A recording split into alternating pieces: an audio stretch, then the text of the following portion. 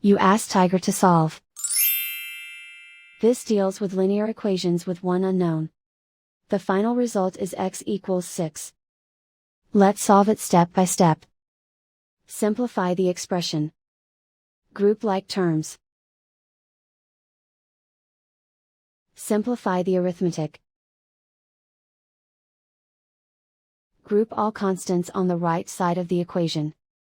Add 2 to both sides. Simplify the arithmetic.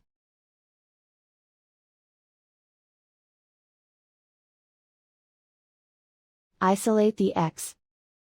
Divide both sides by 2. Simplify the fraction.